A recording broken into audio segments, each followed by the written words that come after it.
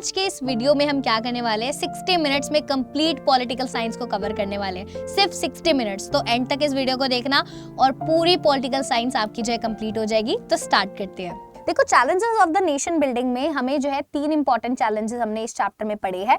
पहला चैलेंज था national unity and diversity को लेकर, है ना, जो कि हमने यहाँ पे इसमें डिस्कस किया था। वहीं पर आप सभी को पता है, एक मिनट थोड़ा सा हाँ, फिर दूसरा चैलेंज हमने यहाँ पे डिस्कस किया था कि इस्टेब्लिशिंग डेमोक्रेसी, और तीसरा चैलेंज हमने यहाँ पे डिस्कस किया था कि यार हमारा जब देश आजाद हुआ था तो हमें ये था कि हमें डेवलपमेंट करना है एंड वेलफेयर करना है। तो ये तो इस ब्रॉड चैलेंजेस है। फर्दर इस चैप्टर में नेशनल यूनिटी एंड डाइवर्सिटी को लेकर हमने फर्दर 3 चैलेंजेस और डिस्कस करे थे, जो कि आपको पता होगा। एक तो था पार्टीशन का चैलेंज, है ना, दूसरा चैलेंज था हमारा बताओ integration of the princely states, और तीसरा चैलेंज था रीड्राइंग ऑफ द इंटरनल बाउंड्रीज। तो ये भी हमने जो डिस्कस किया था, तो आपको पता होने चाहिए। तो सबसे पहला चैलेंज जो आज हम डिटेल में अभी डिस्कस करेंगे वो था पार्टीशन का चैलेंज। तो पार्टीशन कब हुआ था हमारे देश का? 1947 में इंडिया एंड पाकिस्तान, इंडिया जो है डिवाइड होकर 2 देश बन गया था, इंडिया एंड पाकिस्तान। और ये जो डिवीजन हुआ था ये रिलीजियस मेजोरिटी के बेसिस पर हुआ था, और यहाँ पे 2 पाकिस्तान बन गए थे। कितने पाकिस्तान बने थे? 2 पाकिस्तान यहाँ पे बने थे। एंड यहाँ पे 2 पाकिस्तान इसलिए बनाए गए थे बिकॉज जियोग्राफिकल डिस्टेंस की वजह से यहाँ पे हमें 2 पाकिस्तान बनाने पड़े थे, क्योंकि 2 दूर दूर जगह था जहाँ पे मुस्लिम्स की मेजोरिटी ज्यादा पाई जाती थी। तो इसलिए यहाँ पे क्या बना, एक वेस्ट पाकिस्तान बनाया गया और जो है ईस्ट पाकिस्तान बनाया गया। वहीं पर अगर हम बात करें, जब पार्टीशन हुआ तो पार्टीशन की वजह से बहुत ज्यादा यहाँ पे माइग्रेशन और वायलेंस हमें देखने को मिला। बहुत सारे कंसिक्वेंसेस थे यहाँ पे, जो है लोगों के साथ बहुत ज्यादा अत्याचार हुए, लोगों का यहाँ पे कम्युनल वायलेंस हमें देखने को मिला। यहाँ पर लोगों के जो है घर बार छिन गए, लोगों का जो है यहाँ पे ना ही सिर्फ चीजों का डिवीजन हुआ, बल्कि यहाँ पे लैंड एंड हार्ट्स दोनों का डिवीजन यहाँ पे हमें देखने को मिला, है ना। तो ये इंपॉर्टेंट चीजें हैं। वहीं पर अगर हम बात करें कंसिक्वेंसेस, तो कंसिक्वेंसेस ये इंपॉर्टेंट है बिकॉज ये बोर्ड एग्जाम्स में भी आपसे पूछा जाता है, तो आपको कीवर्ड्स याद होने चाहिए। पहला कंसिक्वेंस क्या था से कि 80 लाख पीपल ने जो है यहाँ पे माइग्रेट किया था, अपनी अपनी जगहों को छोड़कर जो है दूसरी कंट्री में पहुंच गए थे। जैसे इंडिया में कोई मुस्लिम्स है तो मुस्लिम्स जो है इंडिया छोड़ के पाकिस्तान चल गए, पाकिस्तान में कोई हिंदू माइनॉरिटी है वो पाकिस्तान छोड़ के जो है इंडिया आ गए। 5 से 10 लाख लोगों की डेथ हुई कम्युनल वायलेंस में। रेफ्यूजी कैंप्स बने, यहाँ पे माइनॉरिटी टेंशन थी, क्योंकि माइनॉरिटीज लोग जो है यहाँ पे फंस गए थे दूसरी जगह पर, और उनको जो है यहाँ पे भागकर दूसरी कंट्री में आना था। ऑल्सो यहाँ पे एक इंपॉर्टेंट चीज आपको जो देखने को मिलेगी वो ये थी कि इंडिया ने, ठीक है, पाकिस्तान ने क्या बोला, पाकिस्तान ने अपने आप को ये डिक्लेयर कर दिया कि हम एक रिलीजियस मेजॉरिटी कंट्री, हम जो मुस्लिम मेजॉरिटी कंट्री है। बट इंडिया ने ऐसा नहीं किया।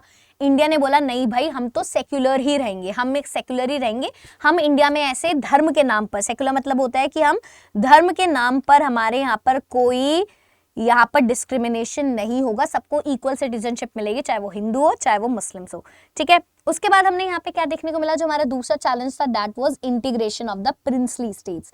अब यहाँ पे प्रिंसली स्टेट्स क्या होते हैं बच्चे? हमारे आजादी होने से पहले हमारी India was divided into 2 parts, है ना। एक था हमारा ब्रिटिश एडमिनिस्ट्रेटिव वाले रीजन होते थे, और कुछ पार्ट ऐसे थे जो राजा रजवाड़ों के अंदर थे। बट अल्टीमेटली उनकी जो सुज़रानिटी थी, है ना, सुज़रानिटी थी, और वहीं पर पैरामाउंसी थी, जो पैरामाउंसी थी वो किसके अंदर थी? वो आपके जो है ब्रिटिशर्स के अंदर थी, है ना। बट फिर भी यहाँ पे हमने क्या देखने को मिला कि जो प्रिंसली स्टेट्स जो है जब हम आजाद हुए तो इनको जो है 3 चॉइसेस दी गई, है ना। या तो आप इंडिया को ज्वाइन कर लो या पाकिस्तान को ज्वाइन कर लो, एक मिनट, है ना, या तो पाकिस्तान को ज्वाइन कर लो या फिर आप आजाद रह जाओ। तो यहाँ पे डर ये था इंडिया को कि यार अगर इन्होंने पाकिस्तान को ज्वाइन कर लिया या फिर इन्होंने इंडिपेंडेंट होने की बात कर ली तो यहाँ पे तो हमारी कंट्री जो है छोटे छोटे हिस्सों में बढ़ जाएगी। So that's why we decided कि नहीं यार, इनको जैसे तैसे करके हमें इनको इंडिया के साथ इंटीग्रेट करना है। तो यहीं पर सरदार पटेल जी का बहुत इंपॉर्टेंट रोल प्ले होता है ना। तो यहाँ पर उन्होंने क्या किया, he was the home minister, इन्होंने सभी प्रिंसली स्टेट्स के साथ नेगोशिएट किया अपनी डिप्लोमेटिक तरीकों से। और यहाँ पे इंस्ट्रूमेंट ऑफ असेशन, ठीक है, ये क्या था? एक डॉक्यूमेंट था जिसकी मदद से हम जितनी भी प्रिंसली स्टेट्स थी उनको इंडिया के साथ इंटीग्रेट कर रहे थे, उनको इंडिया के साथ असीड कर रहे थे। सो बहुत सारी स्टेट्स ने तो यहाँ पे उनको ज्वाइन कर लिया था, पीसफुल तरीके से आराम से उन्होंने ज्वाइन किया। But yes there were few of the princely states जहां पे हमें डिफिकल्टी फेस करनी पड़ी, जैसे जूनागढ़ का केस। जूनागढ़ कहाँ पर है बच्चे? गुजरात में है। तो हमने गुजरात में यहाँ पे देखा सिचुएशन क्या थी कि गुजरात में जो राजा थे, है ना, वो कौन थे? वो मुस्लिम थे। सो ही वांटेड कि यार मैं तो पाकिस्तान का पार्ट बनना चाहता हूँ। बट यहाँ पे जो लोग थे वो क्या थे? वो हिंदू थे। तो यहाँ पे हमने क्या कराया गया? यहाँ पे हमने प्लेबिसिट कराया। प्लेबिसिट क्या होता है? एक तरीके की डायरेक्ट वोटिंग होती है, जिससे हमने लोगों से ही पूछा कि यार आप क्या चाहते हो, आप इंडिया का पार्ट बनना चाहते हो, पाकिस्तान का पार्ट बनना चाहते हो। सो प्लेबिसिट के थ्रू हमें ये पता चला कि मोस्ट ऑफ द लोग जो है चाहते हैं वो इंडिया का पार्ट बनना चाहते हैं। सो दैट्स वाई उस तरीके से जूनागढ़ इंडिया का पार्ट बन गया। ठीक है, वहीं पर हैदराबाद का केस अगर हम देखें तो बच्चे हैदराबाद में क्या हुआ? सबसे पहले हैदराबाद के जो निजाम थे वो चाहते थे कि हम एक सेपरेट कंट्री बनना चाहते हैं। तो उन्होंने इंडिया के साथ स्टार्टिंग में एक स्टैंड स्टिल एग्रीमेंट साइन किया है ना, उन्होंने इंडिया के साथ स्टैंड स्टिल एग्रीमेंट साइन किया कि अभी हमें सोचने का टाइम चाहिए, अभी हमें सोचने दो, अभी हम इंडिया का पार्ट नहीं बनना चाहते हैं। तो स्टैंड स्टिल एग्रीमेंट यही होता है, इंस्ट्रूमेंट ऑफ असेशन नहीं, स्टैंड स्टिल एग्रीमेंट साइन किया स्टार्टिंग में। फिर यहाँ पे हमने देखा कि टाइम जैसे जैसे बीता तो निजाम ने स्टैंड स्टिल एग्रीमेंट के जो प्रोविजंस है उनका मिसयूज करना स्टार्ट किया। लोग जो है निजाम के रूल से बिल्कुल भी खुश नहीं थे, तो लोग जो है निजाम के खिलाफ आवाज उठाना स्टार्ट किया। तेलंगाना रीजन में यहाँ पे पेजेंट्स ने आवाज उठाई, इवन महिलाएं भी सामने आई, और यहाँ पे जो है पॉलिटिकल पार्टीज ने भी जो है निजाम के खिलाफ आवाज उठाई। अब निजाम ने क्या किया? रजाकार्स अपनी पैरामिलिट्री फोर्स रजाकार्स अपनी पहले मिलिट्री फोर्स बनाई और उनके ऊपर जो है यहाँ पे क्या किया? वायलेंस क्रिएट करने लग गए। तो इंडिया ने देखा यार अब तो हमें कुछ करना पड़ेगा, तो इंडिया ने यहाँ पे आर्मी का एक्शन लिया, यहाँ पे ऑपरेशन पोलो यहाँ पे कराया और हैदराबाद को क्या किया? 1948 में इंडिया का पार्ट हमने बना लिया। नहीं, पर मणिपुर की अगर हम बात करें तो बच्चे मणिपुर के जो राजा थे बोध चंद्र सिंह, उन्होंने जो है इंडिया का पार्ट पहले ही बन गए थे, वो जो है इंस्ट्रूमेंट ऑफ असेशन इंडिपेंडेंस से पहले ही साइन कर चुके थे। बट यहाँ पे दिक्कत जो है बाद में आती है। बाद में जो है क्या होता है यहाँ पे मणिपुर में पहली बार बच्चे पूरे इंडिया में ऐसा पहली बार होता है जब यूनिवर्सल एडल्ट फ्रेंचाइज के थ्रू इलेक्शंस होते हैं मणिपुर में, क्योंकि जिससे जो है मणिपुर मोनार्की से यहाँ पे क्या बन जाता है? कॉन्स्टिट्यूशनल मोनार्की बन जाता है। मणिपुर में यहाँ पे असेंबली बनती है, यहाँ पे वो लोग जो है असेंबली में जितने भी लोग होते हैं वो यहाँ पे जो मिलकर डिसीजन लेते हैं। अब यहाँ पे दिक्कत क्या आती है? मर्जर एग्रीमेंट को लेकर। एक्चुअली इंडिया जो है मणिपुर को फोर्स कर रहा था कि मणिपुर जो है मर्जर एग्रीमेंट साइन कर दे। क्या साइन कर दे? मर्जर एग्रीमेंट साइन कर दे इंडिया के साथ। मर्जर एग्रीमेंट अलग होता है किससे? Merger agreement stand still agreement से अलग होता है, इवन इंस्ट्रूमेंट ऑफ असेशन से भी अलग होता है। मर्जर एग्रीमेंट का मतलब ये होता है कि आप पूरी तरीके से इंडिया के पार्ट बन गए हो, अब आपके पास कोई खुद की ऑटोनॉमी नहीं है। तो आधे लोग कह रहे थे कि मणिपुर को कि नहीं, मर्जर एग्रीमेंट हमें नहीं करना चाहिए। बट जो मणिपुर की जो कांग्रेस थी वो किसके फेवर में थी कि नहीं मर्जर एग्रीमेंट साइन कर देते, बिकॉज सेंटर में कांग्रेस पावर थी। तो यहाँ पे फाइनली क्या होता है? राजा जो है बिना किसी के कंसल्ट करे, अपनी असेंबली से कंसल्ट करे, मर्जर एग्रीमेंट साइन कर देता है, जिसकी वजह से लोग गुस्सा हो जाते हैं मणिपुर के राजा से। ठीक है, तो ये मणिपुर की स्टोरी थी। यहाँ पर जो तीसरा चैलेंज हमें यहाँ पे इस चैप्टर में पढ़ना है वो है रीऑर्गेनाइजेशन ऑफ द स्टेट्स। इसमें हमने क्या देखा? जो आज आप करंट मैप देखते हो इंडिया का, है ना, 28 स्टेट्स देखते हो और 8 यूटीज देखते हो, वो ऐसे ही नहीं बना। बहुत ज्यादा चैलेंजेस के बाद यहाँ पे आज करंट का सिनेरियो वो देखने को मिला। क्योंकि बच्चे क्या हुआ था, यहाँ पे हम सब लोग डिमांड कर रहे थे आजादी के बाद कि लैंग्वेज के बेसिस पर हमारी स्टेट्स बनाई गई। अब ये जो लैंग्वेज के बेसिस पर स्टेट्स बनाने की जो प्रथा है वो ऐसा नहीं है कि वो अभी से चलती आ रही थी। इवन जब हम ब्रिटिशर्स के रूल के अंदर थे तो कांग्रेस ने ये डिसाइड किया था कि हम लैंग्वेज के बेसिस पर कांग्रेस की प्रोविंशियल कमिटीज बनाएंगे। और इवन जब हम आज़ादी नहीं मिली थी हमें, तो हम सबकी एस्पिरेशन ये थी कि जब हम आज़ाद हो जाएंगे तो लैंग्वेज के बेसिस पर स्टेट्स बनेगी। बट बच्चे क्या हुआ, आज़ादी के बाद हमारे लीडर्स डर गए कि यार अगर लैंग्वेज के बेसिस पर स्टेट्स बना दिया तो दिक्कत आ जाए, क्योंकि अभी अभी एक बंटवारा हुआ है, अब हम और बंटवारा अफोर्ड नहीं कर सकते, क्योंकि कब ये लैंग्वेज के बेसिस पर स्टेट के बाद कंट्री बनने की डिमांड हो जाए। तो यहाँ पे जो है लीडर्स जो है उन्होंने मना कर दिया कि नहीं अभी नहीं हम बनाना चाहते। तो यहाँ पे क्या हुआ, पोती श्रीमल्लू, यहाँ पे बात उठती है आंध्र प्रदेश की। बच्चे आपको पता है कि साउथ में क्या है, यहाँ पे एक मद्रास प्रोविंस हुआ करती थी। ठीक है, मद्रास में रहने वाले तमिल लोग भी थे। ठीक है, तमिल लोग भी थे और तेलुगु लोग भी थे। तो तेलुगु लोग वाले कहते थे कि यार तमिल जो है हमें काफी ज्यादा डोमिनेट करते हैं, हमें तो एक अपनी सेपरेट स्टेट चाहिए। सो तेलुगु बोलने वाले लोगों ने किस चीज की डिमांड करी? आंध्र की।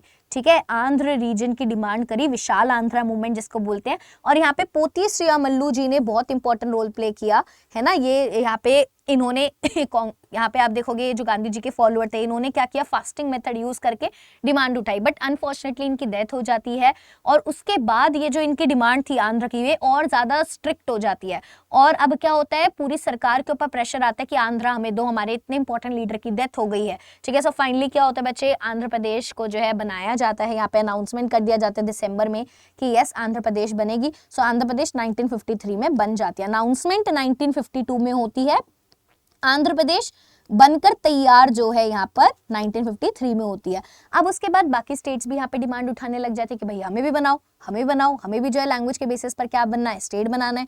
तो यहाँ पे फाइनली सरकार क्या करता है, एक स्टेट रीऑर्गेनाइजेशन एक्ट पास करता है। उससे पहले 1953 में एक और इंपॉर्टेंट चीज होती है, पहले स्टेट रीऑर्गेनाइजेशन कमीशन आती है। ठीक है, पहले क्या आती है बच्चे, स्टेट रीऑर्गेनाइजेशन कमीशन यहाँ पे बनाई जाती है। और इस कमीशन का काम क्या होता है, कमीशन का काम क्या होता है कि वो चेकआउट करे कि क्या हम लैंग्वेज के बेसिस पर बाउंड्रीज बना सकते हैं। तो स्टेट रीऑर्गेनाइजेशन कमीशन जो है बोलती है कि यस लैंग्वेज के बेसिस पर हम स्टेट्स जो है यहाँ पे बना सकते हैं। So finally state reorganisation commission क्या करती है, यहाँ पे उनकी जो सरकार होती है इनकी इस कमीशन की बातें मानती है और स्टेट रीऑर्गेनाइजेशन एक्ट पास किया जाता है 1956, जिसके तहत हम 14 स्टेट्स और 6 यूनियन टेरिटरीज यहाँ पे बना देती है। बट यहाँ पे भी एंड नहीं होता है, उसके बाद भी आप देखोगे 1960 में, उसके बाद आप देखोगे 1960 में बॉम्बे रीऑर्गेनाइजेशन होता है, जिसके तहत गुजरात और महाराष्ट्र बनकर तैयार होते हैं, है ना, गुजरात और महाराष्ट्र बनकर तैयार होते हैं। और वहीं पर आप देखोगे 1966 में यहाँ पे पंजाब का रीऑर्गेनाइजेशन होता है और पंजाब और हरियाणा अलग हो जाते हैं, है ना, पंजाब और हरियाणा अलग हो जाते हैं। वहीं पर अगर आप देखोगे बच्चे 1972 में नॉर्थ ईस्ट का रीऑर्गेनाइजेशन हमें देखने को मिलता है ना, नॉर्थ ईस्ट का रीऑर्गेनाइजेशन हमें देखने को मिलता है। तो यहाँ पे आप यहाँ पे लिख देती हूँ 1972 में नॉर्थ ईस्ट का रीऑर्गेनाइजेशन देखने को मिलता है, जहाँ पे हम देखते हैं कि असम से ही जो मेघालय बनाया जाता है ना, मेघालय बनाया जाता है। ओके, और यहाँ पे जो है त्रिपुरा और मणिपुर को भी जो है यहाँ पे क्या बनाया जाता है, यहाँ पे जो उनको स्टेट का स्टेटस दिया जाता है। So these are the important things इस चैप्टर में जो कि आपको याद रखनी है। ऑल्सो बच्चे इस चैप्टर के लास्ट में आपको एक और इंपॉर्टेंट चीज याद रखनी है कि ये जो डिमांड्स है वो अभी भी कंटिन्यू है। जैसे और अगर आप देखोगे यहाँ पे, just give me 1 minute, yes, है ना, तो यहाँ पे आपको एक और चीज याद रखनी है, थोड़ा सा यहाँ पे मैं ऊपर लिख देती हूँ, जगह थोड़ी कम बन गई है। तो यहाँ पे अगर आप देखोगे फाइनली 2000 में आपकी 3 और स्टेट्स बनती है जो कि आपको याद रखनी है ना, झारखंड बनती है आपकी, छत्तीसगढ़ बनती है आपकी, छत्तीसगढ़ आपकी बनकर तैयार हो जाती है।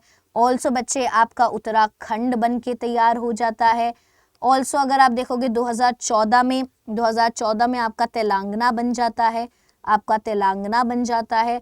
ऑल्सो 2019 में क्या होता है, 2019 में जम्मू एंड कश्मीर अब स्टेट नहीं रहती है और वो बनकर क्या हो जाती है, 2 यूनियन टेरिटरी बन जाती है, एक जम्मू एंड कश्मीर और एक लद्दाख यूनियन टेरिटरी। ठीक है, इस कहानी को हम आगे भी पढ़ेंगे। तो ये था इंपॉर्टेंट इस चैप्टर का क्रक्स। आगे चलते हैं अपने नेक्स्ट चैप्टर पर, टाइम कम है। सो अगला चैप्टर हमारा क्या है, era of one party dominance. Era of one party dominance में बच्चे क्या आपको देखने को मिल रहा है कि हमारा जो फर्स्ट जनरल इलेक्शन होते हैं 1951 और 1952 में होते हैं। इलेक्शन कमीशन में 1950 में सुकुमार सेन हमारे पहले चीफ इलेक्शन कमिश्नर बनते हैं। तो यहाँ पे फर्स्ट जनरल इलेक्शन होते हैं, तो इसमें दिक्कत ये होती है कि बच्चे हमारे बहुत सारे जो वोटर्स होते हैं ना वो इलिटरेट होते हैं। तो पहले जनरल इलेक्शन कंडक्ट कराने में बहुत सारे हमें चैलेंजेस फेस करने पड़ते हैं कि बहुत सारे लोग जो इलिटरेट थे, हमारा देश जो है गरीब था। तो यहाँ पे हम इस चैलेंज को एक्सेप्ट करते हैं और वर्ल्ड का पहला लार्जेस्ट डेमोक्रेटिक इलेक्शन कराते हैं। और बात यह आती है कि हम इसमें सक्सेसफुल रहते हैं और ये दिखाता है कि कैसे हमने अपनी इंडियन डेमोक्रेसी को यहाँ पे प्रूव किया पूरे वर्ल्ड में कि yes we can do it. हम जो है एक पुअर और इलिटरेट कंट्री में भी इलेक्शन जो है कंडक्ट करवाए जा सकते हैं। बट इलेक्शन कंडक्ट कराने में बच्चे बहुत सारी दिक्कतें आई थी। पहली दिक्कत क्या थी, डिलिमिटेशन हमें जो अपनी कॉन्स्टिट्यूएंसीज क्रिएट करनी थी। ऑल्सो बच्चे हमें यहाँ पे जो है वोटर लिस्ट बनानी थी। ठीक है, ऊपर से यहाँ पे जो इलिटरेट और पुअर लोग थे उनको जो है यहाँ पे गाइड करना था। ऑल्सो बहुत बड़े लेवल पर जो है हमें अपने जो लोग हेल्प करेंगे वोट्स इलेक्शन कंडक्ट कराने में उनको जो है ट्रेनिंग देनी थी। तो ये सारे चैलेंजेस हमें फेस करने पड़े। अब यहाँ पे जब फर्स्ट हमारे इलेक्शन होते हैं तो उसमें हम जब रिजल्ट देखते हैं तो यहाँ पे देखते हैं कि कांग्रेस तो बहुत तगड़े लेवल से जीत जाता है। कांग्रेस जो है 489 सीट्स में से 364 सीट पे जीत जाता है, और ना ही सिर्फ first general election, second general election, even third general election भी कांग्रेस जो है यहाँ पे जीत जाता है। कारण क्या थे, व्हाट वाज द रीजन जिसकी वजह से कांग्रेस बार बार डोमिनेंस में था यहाँ पे? क्योंकि हमारी लेगेसी रही है फ्रीडम स्ट्रगल की, नेहरू जी की पॉपुलैरिटी थी, उनका करिश्मा था, और वैसे भी हमारी ये पार्टी बहुत टाइम से बनी हुई थी, तो स्ट्रॉन्ग पार्टी ऑर्गेनाइजेशन थी। ऑल्सो यहाँ पे क्या था, first of the block advantage थी, ये वाला पॉइंट भी आप लिख सकते हो, first of the block advantage. Also हमारा जो FPTP सिस्टम था, that was also the reason, ठीक है, first pass the post method, this was also the कारण जिसकी वजह से क्या हो रहा था, हम बार बार यहाँ पे जीत रहे थे, और इसी चीज को हम कांग्रेस सिस्टम बोलते हैं। ये जो बार बार हम डोमिनेंस में आ रहे थे ना, तो भाई सिस्टम है, कांग्रेस सिस्टम कहते हैं। अब यहाँ पे हम बात करें कि कांग्रेस जो है ना एक कोलिजन था, आइडियोलॉजिकल और सोशल कोलिजन दोनों था, क्योंकि कांग्रेस पार्टी में हर तरीके के सोशल ग्रुप्स और हर तरीके की आइडियोलॉजी वाले लोग थे, चाहे वो अपर क्लास हो, लोअर क्लास हो, मिडिल क्लास हो, चाहे वर्कर्स हो, चाहे फार्मर्स हो, चाहे इंडस्ट्रियलिस्ट हो, चाहे लेफ्ट हो, चाहे राइट हो, चाहे कंजर्वेटिव हो, चाहे सोशलिस्ट हो, चाहे कम्युनिस्ट हो, हर तरीके के लोग थे। सो दैट्स वाई कांग्रेस को हम एक रेनबो लाइक कोलिजन की तरह बोलते थे, है ना। ऐसा बात नहीं है कि इसके अंदर फैक्शंस नहीं थे, बहुत सारे फैक्शंस एग्जिस्ट करते थे, बट फैक्शंस जो है इनकी स्ट्रेंथ की तरह काम करते थे, क्योंकि फ्रैक्शंस जो है क्या करते थे, मेक श्योर करते थे कि जो कंपटीशन है वो अंदर ही रहे, वो अलग ना हो। तो फैक्शंस जो है एक तरीके के इनकी स्ट्रेंथ की तरह जो है एक इंपॉर्टेंट रोल प्ले करते थे, है ना। वहीं पर अगर हम बात करें कुछ इंपॉर्टेंट पॉलिटिकल पार्टीज के बारे में यहाँ पे हम डिस्कस करते हैं, जैसे communist party of India. Communist party of India किससे इंस्पायर्ड थी? ऑब्वियसली बात है, सोशलिस्ट आइडियोलॉजी और वर्कर्स की राइट्स के लिए यहाँ पे इंडिया में जो है बनी थी। तो यहाँ पे अगर आप देखोगे कम्युनिस्ट पार्टी ऑफ इंडिया पहले एज अ फैक्शन थी, किसके अंदर? कांग्रेस के अंदर। और यहाँ पे कम्युनिस्ट पार्टी ऑफ इंडिया की जीत जो पहली बार हमें देखने को मिली वो थी केरल में 1957 के जो स्टेट असेंबली इलेक्शंस हुए थे ना बच्चे, वहां पे पहली बार हमने देखा कि पूरे वर्ल्ड में एक डेमोक्रेटिक तरीके से कम्युनिस्ट पार्टी ने सरकार बनाई, और यहाँ पे EMS नंबूदरी के चीफ मिनिस्टर बनते हैं। ये बात अलग है, जो CPI पार्टी थी बाद में जाके इसमें भी डिवीजन होता है, पहले तो ये कांग्रेस से अलग होती है ना, और बाद में फिर ये CPI और CPI-M में भी जो है 1964 में जो है डिवीजन हमें देखने को मिलता है। वहीं पर अगर हम बात करें सोशलिस्ट पार्टीज की, तो सोशलिस्ट पार्टी पहले कांग्रेस के अंदर ही आई थी, है ना। तो यहाँ पे कांग्रेस सोशलिस्ट पार्टी जो है 1934 के अंदर आई थी, बाद में सेपरेट हुई थी 1948 के अंदर, याद रखना ये। इसकी आइडियोलॉजी क्या थी? सोशलिस्ट पार्टी क्या मानते थे? डेमोक्रेटिक सोशलिज्म इनकी आइडियोलॉजी थी, ठीक है, ये आपको आइडियोलॉजी याद रखनी है। अब ये कांग्रेस को क्यों क्रिटिसाइज करते थे? क्योंकि कांग्रेस जो है कहीं ना कहीं कैपिटलिस्ट लोगों को सपोर्ट करती थी, लैंडलॉर्ड्स को सपोर्ट करती थी, तो सोशलिज्म जो है इसके सख्त अपोजिशन में थी, ठीक है, सख्त अपोजिशन में थी। तो यहाँ पे सोशलिस्ट पार्टी का वैसे आगे जाके भी बहुत बार डिवीजन हुआ, जैसे प्रजा सोशलिस्ट पार्टी बनी, संयुक्त सोशलिस्ट पार्टी बनी, और कुछ इंपॉर्टेंट लीडर्स जो आपको सोशलिस्ट पार्टी के पता होने चाहिए वो है राम मनोहर लोहिया, JP नारायण, अशोका मेहता और SM Joshi. These are very important, आपको ये थोड़े से याद रखनी है। वहीं पर अगर हम बात करें भारतीय जनसंघ की, भारतीय जनसंघ का जो आप कह सकते हो कि लीनिएज है वो हम कहाँ से ट्रेस कर सकते हैं? आरएसएस एंड महासभा से ही इंस्पायर्ड होकर बाद में भारतीय जनसंघ बनी थी, और भारतीय जनसंघ से इंस्पायर्ड होकर बाद में भारतीय जनता पार्टी बनी थी। अब इनकी आइडियोलॉजी क्या थी? वन नेशन वन कल्चर, या अखंड भारत में विश्वास रखते थे, Hindi as a national language को सपोर्ट करते थे, और ये चाहते थे कि न्यूक्लियर वेपन्स बनने चाहिए 1964 के बाद, और ये नॉर्थ इंडिया में इनका ज्यादा सपोर्ट था और अर्बन एरियाज में इनको ज्यादा लोग सपोर्ट करते थे, और यही पार्टी बाद में जाके भारतीय जनता पार्टी जो है बनेगी, ठीक है, यही पार्टी बाद में जाके भारतीय जनता पार्टी बनेगी, याद रखेंगे आप सभी लोग। वहीं पर अगर हम बाद में एक बात करें, इस चैप्टर में लास्ट में एक टॉपिक है रोल्स ऑफ ऑपोजिशन।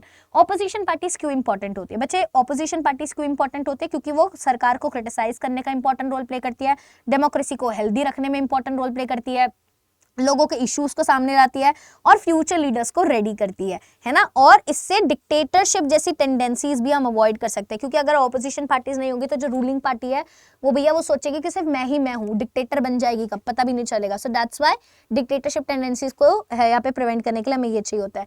वहीं पर अगर हम आगे बात करें, यहाँ पे हमारा अगला चैप्टर है politics of planned development. So politics of planned development में स्टार्टिंग टॉपिक हमने ये देखा कि डेवलपमेंट का मतलब हर एक कंट्री, हर एक इंसान के लिए अलग होता है ना। उड़ीसा ओडिशा के आयरन ओर वाले केस में हमने क्या देखा था कि गवर्नमेंट के लिए डेवलपमेंट का मतलब क्या है, जॉब्स हो, इन्वेस्टमेंट हो, ग्रोथ हो। लोगों के लिए डेवलपमेंट का मतलब है कि नेगेटिव मीनिंग है कि हम इससे जो हमारा क्या होगा, हमारा लाइवलीहुड छिन जाएगा, हमें डिस्प्लेस होना पड़ेगा। एनवायरमेंटलिस्ट के लिए भी डेवलपमेंट का मतलब अलग कि यार इससे जो है पॉल्यूशन होगा। सेंट्रल गवर्नमेंट के लिए डेवलपमेंट का मतलब पॉजिटिव है कि इससे इन्वेस्टमेंट आएगी और नेशनल ग्रोथ होगी। सो डेवलपमेंट जो है क्या इन्वॉल्व करता है, कन्फ्लिक्ट ऑफ इंटरेस्ट, क्योंकि कुछ लोगों के लिए डेवलपमेंट का पॉजिटिव मतलब है तो कुछ लोगों के लिए डेवलपमेंट का नेगेटिव मतलब है।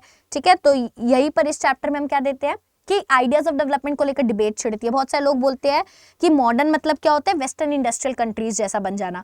बट यहाँ पे हम इंडिया में ना दो मॉडल्स थे जो कि हमारे सामने थे इंडिपेंडेंस के बाद। या तो हम कैपिटलिस्ट मॉडल पे चले यूएसए के रास्ते पे, या फिर सोशलिस्ट मॉडल यूएसएसआर के रास्ते पे। ठीक है, बट एक चीज को लेकर हम सब लोग एग्री थे कि यार जो भी डेवलपमेंट मॉडल हम अपनाएं, हमारा मेन पर्पस क्या होना चाहिए, गरीबी और इनइक्वालिटीज को यहाँ पे रिमूव करना। और यहाँ पे हम सिर्फ प्राइवेट बिजनेस और लोन को जाए, यहाँ पे प्राइवेटाइज कंपनीज को सिर्फ हम सौंप नहीं सकते कि भैया आप डेवलपमेंट करो। बिना सरकार के इन्वॉल्वमेंट से हम प्लानिंग नहीं कर सके। तो प्लानिंग की शुरुआत हमारी होती है बॉम्बे प्लान से। और ये आज़ादी से पहले ही बड़े बड़े इंडस्ट्रियलिस्ट क्या बोलते हैं, वो बोलते कि अगर हमें अपने देश में डेवलपमेंट करनी है तो यार सरकार के बिना नहीं हो सकती, हमें जो है स्टेट लेड डेवलपमेंट के ऊपर फोकस करना चाहिए। तो ये पहले ही आज़ादी से पहले हमने बॉम्बे प्लान में डिसाइड कर लिया था। फिर 1950 में, आज़ादी के बाद 1950 में प्लानिंग कमीशन सेटअप की जाती है, जो हमारे प्राइम मिनिस्टर होते हैं, चेयरपर्सन होते हैं, और प्लानिंग कमीशन के द्वारा 5 ईयर प्लान्स लेकर आए जाते हैं। 5 ईयर प्लान्स जो है क्या होते हैं कि 5 साल के लिए हम अपना इनकम एंड एक्सपेंडिचर बनाएंगे कि किस चीज के ऊपर हमारा इनकम कहां से आ रही है, किस चीज के ऊपर हम इन 5 सालों में खर्चा करने वाले हैं। और ये जो बजट बनाया जाता है 2 पार्ट्स में डिवाइडेड होता है, प्लान और नॉन प्लान में। प्लान होता है जो 5 ईयर वाला प्लान है उस पे, बट उस जैसे हम 5 ईयर प्लान में एग्रीकल्चर के ऊपर फोकस करें, बट एग्रीकल्चर के अलावा भी तो बहुत सारी चीजें हो रही होती है ना। तो नॉन प्लान होता है जो रूटीन एक्सपेंसेस होता है। तो बजट को प्लान और नॉन प्लान में डिवाइड किया जाता है। और 5 ईयर प्लान का मेन ऑब्जेक्टिव क्या था, ये इंपॉर्टेंट है कि लॉन्ग टर्म और ऑर्गेनाइज्ड ग्रोथ हम कर पाए। ठीक है, अब यहाँ पे बात करते हैं कि फर्स्ट 5 ईयर प्लान कब से कब तक आता है, 1951 से लेकर 1956 तक फर्स्ट 5 ईयर प्लान आता है। फर्स्ट 5 ईयर प्लान का फोकस एग्रीकल्चर, इरिगेशन, डैम्स के ऊपर होता है ना, क्योंकि रीजन ये था कि आजादी के बाद ना यार हमारा एग्रीकल्चर बहुत डूब गया था, तो हमें एग्रीकल्चर को इंप्रूव करना था। यहाँ पे हमने इरिगेशन, डैम्स प्रोजेक्ट्स के ऊपर काम किया, जैसे भाखड़ा नंगल डैम के ऊपर काम किया, लैंड रिफॉर्म्स यहाँ पे लेकर आए। और ये जो 5 ईयर प्लान थे बच्चे, ये KN राज जी के इनिशिएटिव के अंदर लाया गया था। ये इकोनॉमिस्ट थे और इन्होंने एक स्ट्रैटेजी दी थी हैसन स्लोली कि हमें अभी धीरे धीरे चलना है, बिकॉज जो हमारी डेमोक्रेसी है वो अभी अभी स्टैब्लिश हुई है, तो डेमोक्रेसी हैम्पर ना हो जाए, तो इसलिए धीरे धीरे धीरे धीरे चलना है। ठीक है, सेकेंड 5 ईयर प्लान 1956 से लेकर 1961 तक आया था, जहां पर हमने हैवी इंडस्ट्रीज के ऊपर फोकस किया। और हैवी इंडस्ट्रीज को बोला, हैवी इंडस्ट्रीज किसके द्वारा रन की जाएगी, पब्लिक सेक्टर का ज्यादा रोल रहेगा। और ये प्लान PC महालनोबिस जी के द्वारा दिया गया था। ठीक है, और यहाँ पे कांग्रेस ने अवधि सेशन में, है ना, अवधि सेशन में यहाँ पे सोशलिस्ट पैटर्न ऑफ सोसाइटी को अडॉप्ट किया था, ये याद रखेंगे। और यहाँ पे हमने और किस पे फोकस किया था कि हम अपनी डोमेस्टिक इंडस्ट्रीज को इंपोर्ट टैरिफ्स लगा के प्रोटेक्ट करेंगे। और यहाँ पे इस सेकंड 5 ईयर प्लान में हमने स्टील, रेलवेज और मशीनरी और पावर में एक कहीं ना कहीं ग्रोथ देखने को मिली। बट प्रॉब्लम एरियाज यहाँ पे ये है 5 ईयर प्लान के बच्चे। 5 ईयर प्लान में ना हमारी सेकंड 5 ईयर प्लान की अगर मैं स्पेसिफिकली बात करूँ तो उसमें प्रॉब्लम ये है कि यार हमारे पास ना इतनी एडवांस टेक्नोलॉजी नहीं थी, है ना, फॉरेन एक्सचेंज भी हमारे पास इतना नहीं था। तो और हमने क्या देखा गया कि हम 5 ईयर प्लान्स में ना एग्रीकल्चर के ऊपर फोकस ही नहीं कर रहे, सारा हमारा क्या जा रहा है, सारा फोकस इंडस्ट्रीज के ऊपर जा रहा था, जिसकी वजह से फूड शॉर्टेज हो रही थी। और कहीं ना कहीं 5 ईयर प्लान्स को इसलिए भी क्रिटिसाइज किया गया क्योंकि दे वर अर्बन बायस्ड, वो रूरल एरियाज के ऊपर फोकस ही नहीं कर रहे थे, सारा फोकस उनका अर्बन बायस पे था, तो इसलिए उनको क्रिटिसाइज किया गया। ठीक है, इतनी बातें आपको याद रखनी है। वहीं पर बच्चे अगर हम अपने अगले चैप्टर पे चले तो that is India's external relation. India's external relation बच्चे, यहाँ पे आपको ये समझना है कि जब हमारा देश आजाद हुआ 1947 में, तब वर्ल्ड की क्या हालत थी। तब आपको सबको पता है वर्ल्ड वॉर 2 खत्म हुआ था और कोल्ड वॉर स्टार्ट हो गया था यूएसए और यूएसएसआर के बीच में। और इंडिया की तरह और भी बहुत सारे देश कॉलोनियल रूल से आजाद हो रहे थे। अब इंडिया ने क्या चूज किया कि यार हम तो नहीं चाहते इनकी भसड़ में पड़ना, यूएसए यूएसएसआर की, हम तो शांति, सॉवरेनिटी और अपना इंडिपेंडेंट स्टैंड लेना चाहते हैं, हम किसी भी अलायंस को ज्वाइन नहीं करेंगे।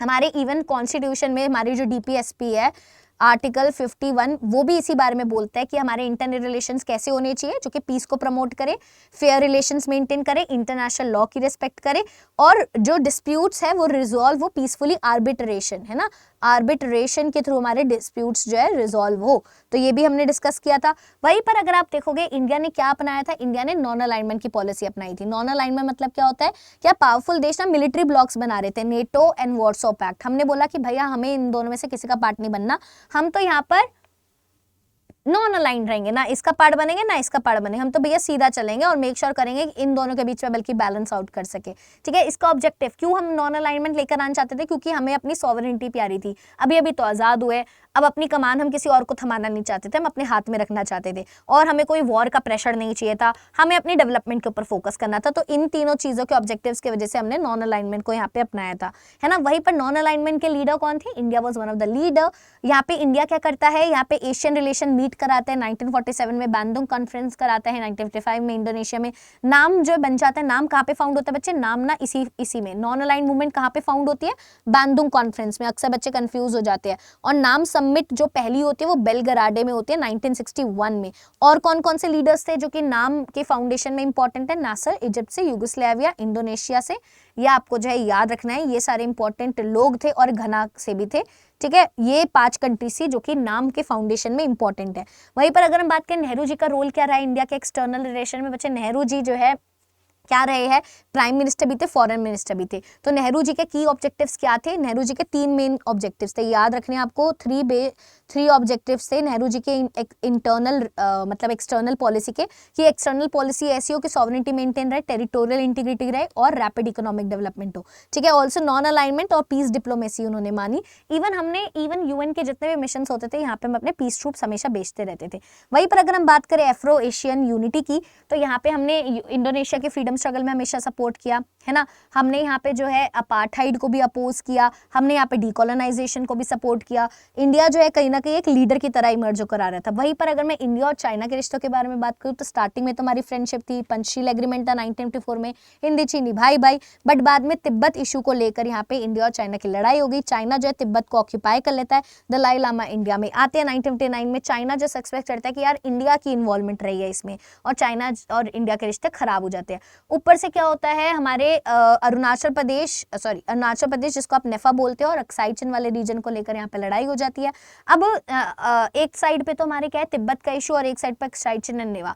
इसकी वजह से जो 1962 में इंडिया चाइना के बीच में वॉर हो जाता है। इंडिया को यहाँ पे हार महसूस होती है, हार फेस करनी पड़ती है। उसके बाद हम ये सीख ले लेते हैं कि भैया अब हमें मॉडर्नाइज होना पड़ेगा, हमें अपनी डिफेंस के ऊपर काम करना पड़ेगा, और हम काम भी करते हैं और अपने डिफेंस को स्ट्रांग बनाते हैं, क्योंकि 1962 में हम बुरी तरीके से हारते हैं। 1962 का इम्पैक्ट यही पड़ता है कि हम अपनी आर्मी में रिफॉर्म्स करते हैं, डिफेंस प्रोडक्शन डिपार्टमेंट स्टार्ट करते हैं, अपनी मिलिट्री के ऊपर ज़्यादा पैसा लगाते हैं। इवन बच्चे इसका इम्पैक्ट ये पड़ता है कि पहली बार जो है यहाँ पे हमारे इंडिया में नो कॉन्फिडेंस मोशन जब पास होता है सरकार के खिलाफ, हमारे डिफेंस मिनिस्टर वी के कृष्णा मेनन को रिजाइन करना पड़ता है, तो हमारी इंडिया को ह्यूमिलिएशन फेस करना पड़ता है। बट इसी बीच नेशनलिज्म की भावना भी जो बढ़ती है, और यहाँ पे सीपीआई का स्प्लिट भी हमें देखने को मिलता है, सीपीआई और सीपीआई-एम में। वहीं पर 1940 इंडिया पाकिस्तान की बात करें बच्चे, तो इंडिया पाकिस्तान के बीच में आप सभी को पता है 4 बार वॉर हुआ है। पहला हुआ था 1947 1948 में कश्मीर को लेकर, ये इशू जो है यूएन के पास चला जाता है। वहीं पर इंदस, कुछ ऐसा नहीं है कि सिर्फ वॉर हुआ है, इंदस वाटर ट्रीटी भी हमें देखने को मिला जो कि 1960 में हुई थी, जो कि किसके द्वारा ब्रोकर की गई थी बच्चे, वर्ल्ड बैंक के द्वारा। ये बीच में यहाँ पर वर्ल्ड बैंक है जिन्होंने इसको बीच में ब्रोकर किया था। वहीं पर यहाँ पे आप देखोगे कि उसके बाद 1965 में दोबारा से बच्चे क्या होता है, वॉर हो जाता है इंडिया पाकिस्तान में, और ये वॉर 1966 के ताशकंद एग्रीमेंट से खत्म होता है। और इस वॉर में जो ताशकंद एग्रीमेंट होता है किसके बीच में होता है, लाल बहादुर शास्त्री जी और अयूब खान के बीच में होता है। वहीं पर अगर हम बात करें 1971 का जो वॉर होता है, जिसको बांग्लादेश वॉर भी बोलते हैं, ये ईस्ट पाकिस्तान में क्राइसिस की वजह से होता है। बहुत सारे लोग बांग्लादेश से भाग भाग के इंडिया में आते हैं, इंडिया बांग्लादेश की आज़ादी को सपोर्ट करता है। हम यूएसएसआर के साथ पीस एंड ट्रीटी साइन करते हैं, बिकॉज पाकिस्तान चाइना और यूएसए के साथ जो है दोस्ती कर लेता है ना, चाइना यूएसए ये तीनों एक साइड हो जाते हैं, तो इंडिया को भी क्या करना पड़ता है, यूएसएसआर के साथ पीस ट्रीटी यहाँ पे friendship and peace treaty sign करनी पड़ती है। फाइनली ये होता है कि पाकिस्तान सरेंडर कर देता है और बांग्लादेश बन जाता है। और ये जो वॉर होता है ये 1972 से यहाँ पे खत्म होता है। और ये जो शिमला एग्रीमेंट में किसके बीच में होता है, इंदिरा गांधी जी एंड जुल्फिकार अली भुट्टो के बीच में होता है, याद रखेंगे।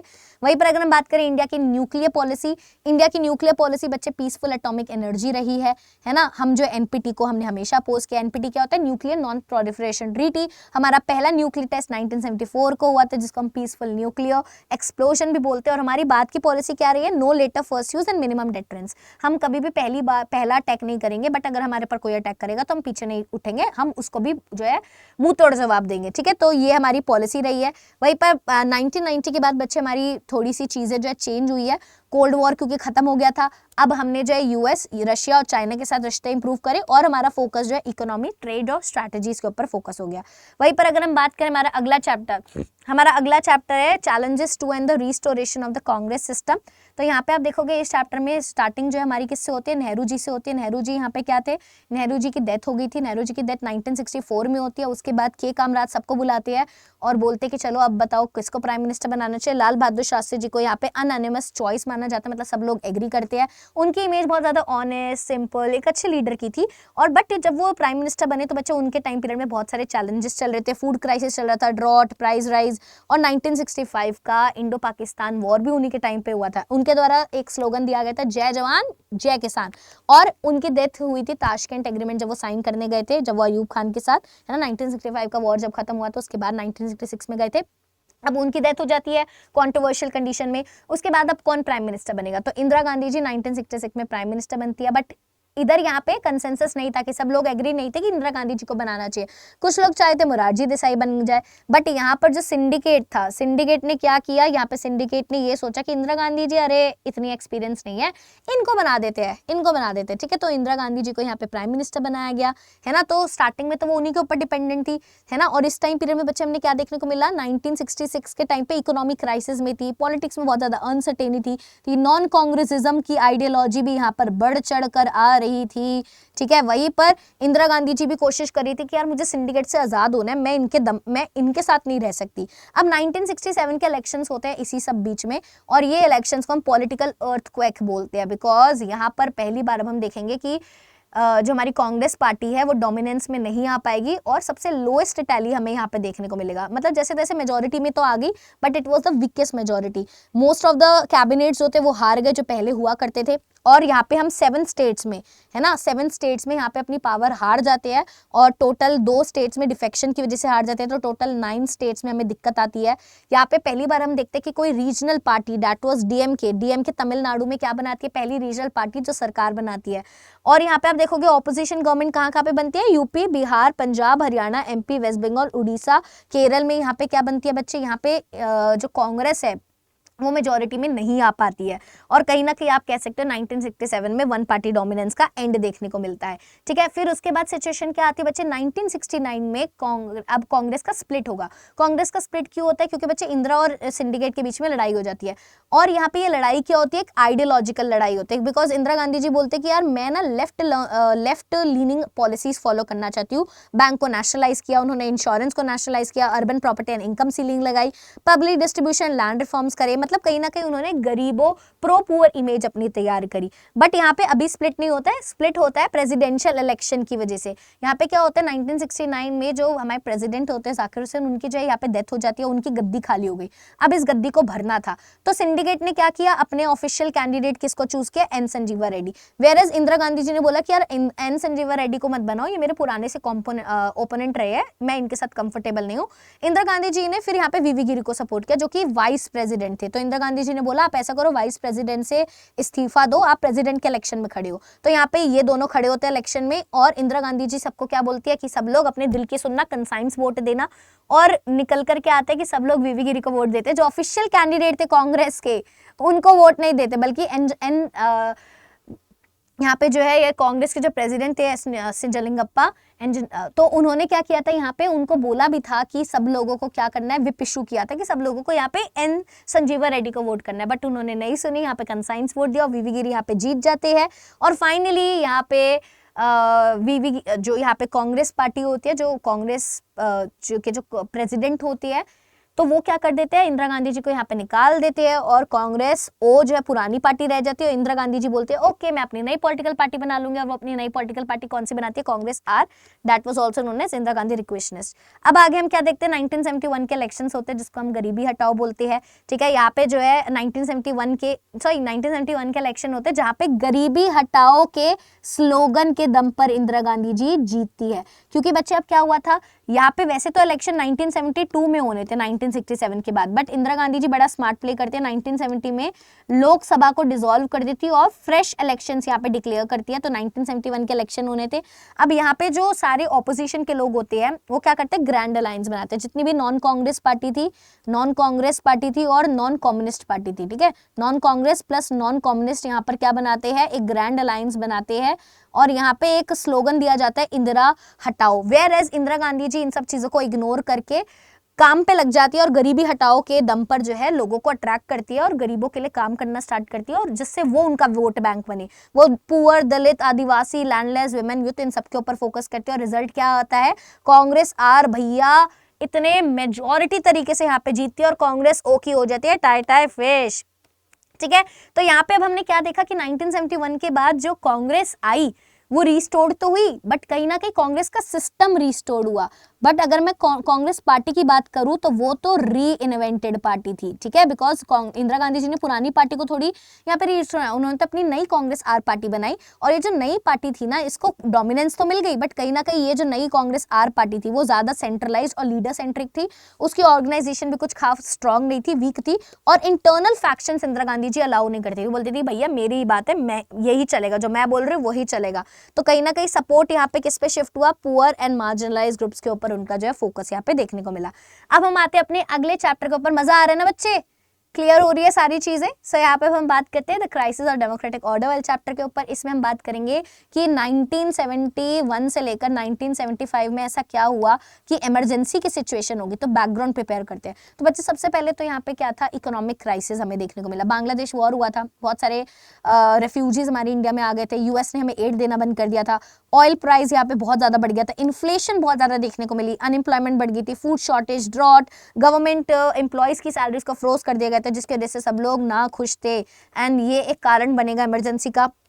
आगे हम देखेंगे यहाँ पे स्टूडेंट्स जो है प्रोटेस्ट करने लग जाते हैं, स्पेशली गुजरात और बिहार में यहाँ पे स्टूडेंट्स की प्रोटेस्ट देखने को मिलती है, बिकॉज वो यहाँ पे कांग्रेस की सरकार से खुश नहीं थे, क्योंकि यहाँ पे करप्शन था, प्राइस राइज था, इवन नक्सलाइट्स की मूवमेंट्स हमें बिहार में जो देखने को मिली। वहीं पर आप देखोगे गुजरात की जो मूवमेंट्स थी यहाँ पे 1974 में राइज हुई और यहाँ पे जो बच्चे क्या हुआ, उन्होंने बोला कि हमें जो है क्या चाहिए, फ्रेश इलेक्शंस चाहिए।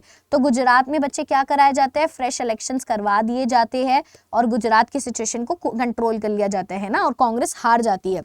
Whereas बिहार में जो मूवमेंट हुई थी वो जयप्रकाश नारायण जी के अंदर हुई।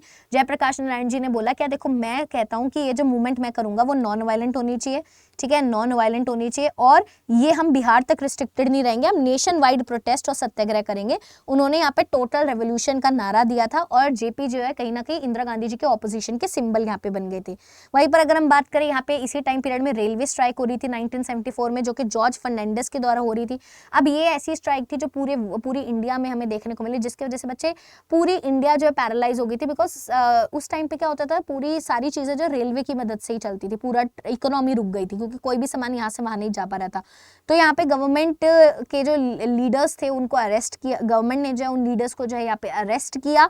ऑल्सो यहाँ पे उन्होंने क्या बोला, आर्मी लगा दी भैया, उन्होंने बोला कि ये जो आप स्ट्राइक कर रहे हो ये इलीगल है, जो नेसेसिटी वाले सर्विसेज प्रोवाइडर्स होते हैं दैट इज रेलवे, वो यहाँ पे जो स्ट्राइक नहीं कर सकती, तो स्ट्राइक को इलीगल कह के आर्मी के द्वारा जो है रेलवे लाइंस प्रोटेक्ट करा दी गई। तो यहाँ पे स्ट्राइक खत्म तो हुई बट कोई सेटलमेंट नहीं हुआ, तो ये स्ट्राइक फेल हो गई एक तरीके से। वहीं पर अगर हम बात करें अगली जो दिक्कत आती है वो कन्फ्लिक्ट विद जुडिशरी आती है। यहाँ पे अब लड़ाई क्या होती है, एग्जीक्यूटिव्स जो इंदिरा गांधी जी थी और उनके वर्सेस जुडिशरी हमें यहाँ पे देखने को मिलता है। अब यहाँ पे लड़ाई क्या हो जाती है बच्चे, फंडामेंटल राइट्स को लेकर, राइट टू प्रॉपर्टी को लेकर, क्या कॉन्स्टिट्यूशन क्या हमारे पास, सरकार के पास इतनी पावर है कि वो कॉन्स्टिट्यूशन को अमेंड कर सकता है। तो इसी के केस में सबसे पहले हमारा केशव नंदा भारती केस आता है। इसमें क्या होता है बच्चे, केशव नंदा भारती केस में जो यहाँ पे केरल के एक रिलीजियस गुरु होते हैं, उनकी प्रॉपर्टी होती है, उनकी प्रॉपर्टी ना सरकार ले लेता है। तो वो सरकार के पास जाता है और बोलते हैं क्या मेरे पास तो राइट टू प्रॉपर्टी, आप मेरी प्रॉपर्टी कैसे ले सकते हो। तो यहाँ पे जो है सरकार क्या करता है, सरकार जो है हमारे राइट टू प्रॉपर्टी को हटा देता है और राइट टू प्रॉपर्टी को यहाँ पे फंडामेंटल राइट ना रख के उसको लीगल राइट कर देता है। तो ये केशव नंदा भारती केस चलता है, जिसमें जो हमारा सुप्रीम कोर्ट है वो क्या जस्टिस देता है कि देखो यार कॉन्स्टिट्यूशन को यहाँ पे अमेंड किया जा सकता है, फंडामेंटल राइट्स को भी यहाँ पर अमेंड किया जा सकता है, बट कंडीशन ये है कि वो हमारा इस तरीके से अमेंड करो कि हमारा बेसिक स्ट्रक्चर के ऊपर कोई नुकसान ना आए। ठीक है। तो यहाँ पे इवन दो जो हमारी राइट टू प्रॉपर्टी थी एक फंडामेंटल राइट थी, बट उससे हमारा जो बेसिक स्ट्रक्चर था, ढांचा था कॉन्स्टिट्यूशन, उसके ऊपर कोई असर नहीं पड़ा था, तो इसलिए उसको जो है यहाँ पे चेंज करके फंडामेंटल राइट हटा के उसको लीगल राइट बना दिया जाता है। ठीक है, तो ये एक इशू चलता है। ऊपर से बच्चे दूसरा इशू जो हमें देखने को मिलता है वो था कि यहाँ पे चीफ जस्टिस ऑफ इंडिया की जो पोजीशन खाली होती है, तो यहाँ पे यूजली क्या होता है कि सुप्रीम कोर्ट के चीफ जस्टिस ऑफ इंडिया कौन बनते हैं, जो सुप्रीम कोर्ट के सबसे सीनियर मोस्ट जज होते हैं। बट यहाँ पे सरकार क्या करता है, ऊपर के जो 3 सीनियर जज होते हैं उनको ना देखकर जो चौथे नंबर का जो जज होता है उनको यहाँ पे चीफ जस्टिस ऑफ इंडिया बना देता है, उनका नाम कहते हैं जस्टिस A.N. राय। बट यहाँ पे क्या हो जाते हैं, ये इसलिए बनाए जाते हैं क्योंकि सरकार जो है ऐसे इंसान को चीफ जस्टिस ऑफ इंडिया बनाना चाहता है जो कमिटेड हो उनके टुवर्ड्स। तो इसको लेकर जो है भैया बहुत कंट्रोवर्सी हो जाती है, क्योंकि यहाँ पे कमिटेड जुडिशियल और ब्यूरोक्रेसी का आइडिया जो है यहाँ पे फैल जाता है कि यार जो लोग जो है जुडिशरी में बैठे हैं वो तो सरकार के टुवर्ड्स कमिटेड है, ये तो गलत है, तो वो तो डिसीजन जो है सरकार के फेवर में देंगे। वहीं पर जो अगली जो दिक्कत होती है जिसकी वजह से इमरजेंसी लगेगी एक्चुअल में, so that was the Allahabad high court case. तो इलाहाबाद में क्या होता है बच्चे, इलाहाबाद में ना एक पिटीशन फाइल की जाती है जिसमें ये बोला जाता है कि इंदिरा गांधी जी के जो 1971 के इलेक्शन है वो इनवैलिड है। उन्होंने जो इलेक्शन में जीत हासिल करी है उसमें उन्होंने गवर्नमेंट मशीनरी को मिसयूज किया है। तो यहाँ पे जो हाई कोर्ट है वो क्या जजमेंट देता है बच्चे, हाई कोर्ट जजमेंट ये देता है कि ठीक है वो यहाँ पे हाई कोर्ट इधर जजमेंट, एक मिनट रुको, ये देखो यहाँ पे हाई कोर्ट क्या जजमेंट देता है, हाई कोर्ट यहाँ पे ये जजमेंट देता है कि जो इंदिरा गांधी जी है ना वो अब यहाँ पे क्या नहीं रह सकती है, वो यहाँ पे MP नहीं रह सकती है, और अगर कोई MP नहीं रहेगा तो वो PM भी नहीं रहेगा। फिर इंदिरा गांधी जी क्या करती है, इंदिरा गांधी जी जो है सुप्रीम कोर्ट के पास पहुंचती है, इंदिरा गांधी जी जो है सुप्रीम कोर्ट के पास जाती है और इसको चैलेंज करती है। अब सुप्रीम कोर्ट क्या करते हैं, यहाँ पे पार्शियल स्टे लगा देता है पार्शियल स्टे लगा देता है और बोलता है कि ठीक है इंदिरा गांधी जी PM रह सकती है, मतलब MP रह सकती है, PM भी रह सकती है जब तक लीगल प्रोसीडिंग्स चल रही है, बट वो लोकसभा में वोटिंग नहीं कर सकती है तो ये तो उनके लिए अच्छा हो गया कि जब तक उनका केस चल रहा है वो PM और MP रह सकती है, हाँ सिर्फ लोकसभा में ही तो पार्टिसिपेट नहीं करना। अब इसी बीच में बच्चे क्या होता है, JP जी और बहुत सारे जो ऑपोजिशन के लीडर है वो क्या डिमांड करने लग जाते हैं कि वो रेजिग्नेशन दे। एक बहुत बड़ी रैली निकाली जाती है रामलीला मैदान में JP जी के द्वारा। अब इंदिरा गांधी जी फ्रस्ट्रेट हो जाती है, यार इतना ऑलरेडी सब कुछ चल रहा था तो क्या करती है इंदिरा गांधी जी, फ्रस्ट्रेट हो जाते, बोलती है यार इन सब चीजों को कैसे अब यहाँ पे मैं कंट्रोल करूँ। तो इंदिरा गांधी जी अपना पेतरा खेलती है और यहाँ पर अपने कॉन्स्टिट्यूशन में लूप होल ढूंढती है और आर्टिकल 352 का यूज करके यहाँ पर इंटरनल डिस्टर्बेंस का बहाना देकर क्या लगा देती है, इमरजेंसी डिक्लेयर कर देती है 25 जून 1975 को, है ना। इंटरनल डिस्टर्बेंस के, हमारे देश में इंटरनल डिस्टर्बेंस चल रही है, सब लोग मेरे खिलाफ आवाज उठा रहे हैं। तो यहाँ पे जो फखरुद्दीन अली अहमद जो प्रेसिडेंट होते हैं वो इसको साइन भी कर देते हैं इस प्रोक्लेमेशन को, और इमरजेंसी लग जाती है। और इमरजेंसी लगने के बाद क्या क्या कंसिक्वेंसेज होते हैं, सारे ऑपोजिशन लीडर को जेल में डाल दिया जाता है, प्रेस के ऊपर सेंसरशिप लगा दी जाती है, सारी स्ट्राइक्स एंड प्रोटेस्ट को बैन कर दिया जाता है, इवन फंडामेंटल राइट्स को यहाँ पे सस्पेंड कर दिया जाता है, और प्रिवेंटिव डिटेंशन भी यूज किया जाता है। मतलब जो हमारी डेमोक्रेसी थी उसकी ऐसी की तैसी कर दी जाती है ना कहीं आप ये बोल सकते हो। फिर यहाँ पे क्या होता है, इमरजेंसी के टाइम पीरियड में बच्चे लाइफ बहुत घटिया थी। सारी फेडरल पावर्स जो थी वो किसके पास चली गई थी, सेंटर। अब स्टेट के पास कोई पावर नहीं रही, सब कुछ सेंटर करेगा। सिविल लिबर्टीज कुछ नहीं रहती है लोगों के पास, सबके ऊपर जो है न्यूज़पेपर्स जो है सेंसरशिप लग जाती है, न्यूज़पेपर कुछ सरकार के खिलाफ नहीं छाप सकता, है ना। यहाँ पे जो है जो भी सारे लोग जो है उनके खिलाफ आवाज उठा रहे तो उनको जेल में डाल दिया जाता है। अंडरग्राउंड एक्टिविटी स्टार्ट होती है, अब यार सामने सामने नहीं कर सकते तो अंडरग्राउंड जो है इंदिरा गांधी जी के खिलाफ आवाजें उठने लग जाती है। यहाँ पे बच्चे उनके कुछ कंट्रोवर्शियल एक्शंस भी थे जो उन्होंने इमरजेंसी के टाइम पे लिए। उन्होंने यहाँ पे नसबंदी कराई जबरदस्ती, है ना, नॉर्थ इंडिया में, जैसे पॉपुलेशन कम हो सके, स्लम को क्लियर कराया, इविक्ट कराया। यही कारणों की वजह से लोगों में बहुत ज्यादा गुस्सा आया था इमरजेंसी को लेकर, है ना। उसके बाद बच्चे यहाँ पे क्या होता है, उन्होंने इवन कॉन्स्टिट्यूशन को बदलकर अपने फेवर में कुछ अमेंडमेंट्स दे दिया। 42nd अमेंडमेंट 1976 में वो लाते हैं, जिसकी वजह से वो पार्लियामेंट की पावर को इंक्रीज कर देती है, लेजिस्लेचर को 5 से 6 साल कर देती है। कोर्ट की स्क्रूटनी पे लिमिटेशन लगा सकती है कि जो प्रेसिडेंट, वाइस प्रेसिडेंट और प्राइम मिनिस्टर के जो इलेक्शंस है उनके खिलाफ जो है सरकार, उनके खिलाफ जो कोई कोर्ट में नहीं जा सकता। इलेक्शंस को भी पोस्टपोन कर देती है इमरजेंसी के टाइम पीरियड में। देख रहे हो भैया क्या बुरा हाल कर दिया था इमरजेंसी के टाइम पीरियड में। अब क्या होता है बच्चे, इमरजेंसी यहाँ पे जो है फाइनली एंड की जाती है, 1977 के इलेक्शंस कराए जाते हैं और यहाँ पे जो जनता पार्टी होती है भाई वो जो है यहाँ पे इलेक्शन में खड़ी होती है और उनका वो स्लोगन क्या यूज करते हैं, सेव डेमोक्रेसी। और सही में यहाँ पर हमें रेफरेंडम देखने को मिलता है, लोग सही में जो गलत होता है उनको यहाँ पे सजा देता है और इंदिरा गांधी जी की सरकार, इंदिरा गांधी जी का पॉलिटिकल पार्टी थी कांग्रेस पार्टी, वो यहाँ पे हार जाती है।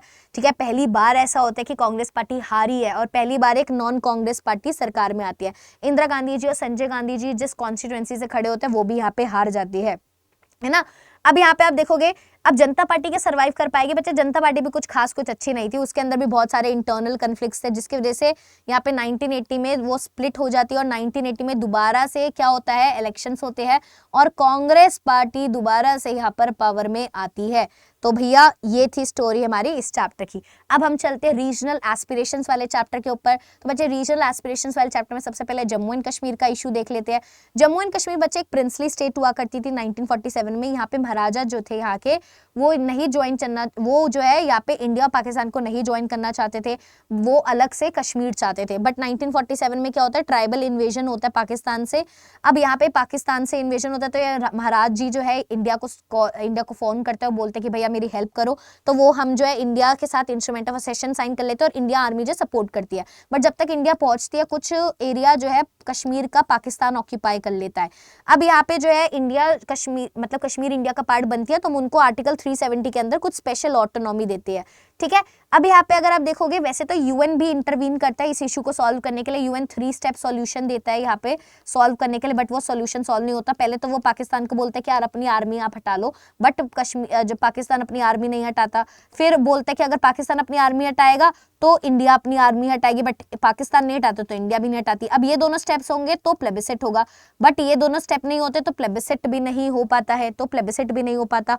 यहाँ पे शेख अब्दुल्ला थे बच्चे, शेख अब्दुल्ला यहाँ पे सरकार बनाते हैं, नेशनल कॉन्फ्रेंस पार्टी होती है, बट जब वो भी आवाज उठाने लग जाते हैं कश्मीर की तो उनकी सरकार को भी यहाँ पे डिसमिस कर दिया जाता है 1953 में। अब यहाँ पे क्या होता है 1953 के बाद यहाँ पे कहीं ना कहीं कांग्रेस सेंटर पे जो पार्टी होती है वो कहीं ना कहीं जो है कश्मीर के ऊपर क्या कर रही होती है, कश्मीर के ऊपर इनडायरेक्टली अपना रूल जो है यहाँ पे कर रही होती है। अब उसके बाद क्या होता है बच्चे, बहुत ज्यादा मिसट्रस्ट यहाँ पे ग्रो होता है। सर जो लोग होते हैं कश्मीर के वो बहुत ज्यादा परेशान हो जाते हैं बिकॉज कांग्रेस की सेंटर की बहुत ज्यादा इन्वॉल्वमेंट होती है कहाँ पर, कश्मीर में, है ना। यहाँ पे इवन जो है 1987 के इलेक्शंस होते हैं उनमें भी काफी ज्यादा रिगिंग पाई जाती है जिसमें ये देखने को मिलता है कि कांग्रेस की इंटरफेरेंस है। लोग बहुत ज्यादा यहाँ पे जो है क्या हो जाता है, गुस्से में हो जाता है कि यार सरकार सेंटर बार बार क्यों इंटरफेयर करती है हमारे मामले में। और यहाँ पे वो क्या कर देते बच्चे 1989 में हथियार उठा लेते हैं किसके खिलाफ, कांग्रेस के खिलाफ, मतलब हमारी सरकार के खिलाफ। यहाँ पे अब ऑब्वियसली बात है सरकार भी यहाँ पे क्या करती है, अपनी आर्मी को लगाती है और पॉलिटिकल इंस्टेबिलिटी देखने को मिलती है। फिर 1996 से लेकर 2014 तक थोड़ी सी नॉर्मलसी लाने की कोशिश की जाती है ना। और 2019 में क्या होता है, आर्टिकल 370 लगाकर यहाँ पर सिचुएशन को हैंडल किया जाता है क्योंकि हमें ये पता चल गया था कि कश्मीर जब तक इंडिया का नहीं हो सकता जब तक ये आर्टिकल 370 है। सो 2019 में आर्टिकल 370 को हटाकर यहाँ पे स्टेट रीऑर्गेनाइजेशन एक्ट पास किया जाता है एंड जम्मू एंड कश्मीर को यहाँ पे स्टेट ना रख के अब क्या कर दिया जाता है, 2 यूनियन टेरिटरीज में डिवाइड कर दिया जाता है, JNK एंड लद्दाख। वहीं पर अगर हम बात करें पंजाब इशू की बच्चे, 1966 में पंजाब एक क्या बनता है, पंजाब और हरियाणा जो है यहाँ पे बनता है, लैंग्वेज के बेसिस पर डिवीजन देखने को मिलता है। अकाली दल बच्चे यहाँ पे क्या डिमांड रखते हैं, अकाली दल की ही डिमांड पे तो यही बना था। अब अकाली दल की और भी बहुत ज्यादा डिमांड थी कि यार हमें थोड़ी ऑटोनॉमी चाहिए, इसके लिए यहाँ पे क्या करते हैं, आनंदपुर साहिब रेजोल्यूशन करते हैं 1973 में। अब आनंदपुर साहिब रेजोल्यूशन में उनकी कुछ डिमांड होती है, उनकी डिमांड ये होती है कि एक तो सेंटर स्टेट की टेंशंस यहाँ पे जो खत्म हो, ज्यादा जो है हमारा फेडरल पावर है वो यहाँ पे स्ट्रांग हो, है ना, हमें भी जो है पावर दिया जाए और यहाँ पे जो है सिख लोगों का बोलबाला हो, सिख लोगों का बोलबाला हो और सेंटर और यहाँ पे जो स्टेट है उनके सेंटर जो है स्टेट के साथ जो है पावर शेयर करे, है ना, पावर शेयरिंग हमें देखने को मिले।